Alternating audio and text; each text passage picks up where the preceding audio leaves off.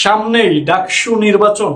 ডাকসুতে বাকচাষের panel, বাকচাষের ছেলেপেলেরাই ঘোষণা করছে এবং শিবিরের প্যানেল, শিবিরের ছেলেপেলেরাই ঘোষণা করেছে। এবং যারা বাম রাজনীতি করে বামদের প্যানেল বামরা নিজেরাই ঘোষণা করেছে।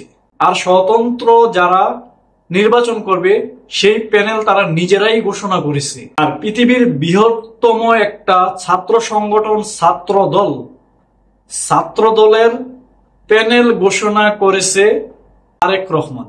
অথচ ইলেকশন হচ্ছে ক্যাম্পাসে, ইলেকশন করছেও আবার ছাত্র ছাত্রীরা, শিক্ষার্থীরা, ভোটার শিক্ষার্থীরা, প্রার্থীও শিক্ষার্থীরা।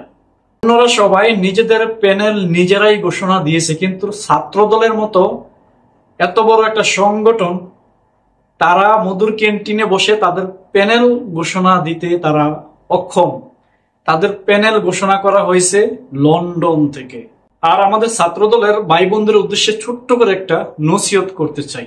এতটুকু যদি নিজেরা স্বাধীন না হন, তাহলে যদি আপনারা জিতে যান, যদি আপনারা ডাকসু ইলেকশনে জিতে যান, তাহলে ডাকসু কে চালাবে? দেশনায়ক নিজেই।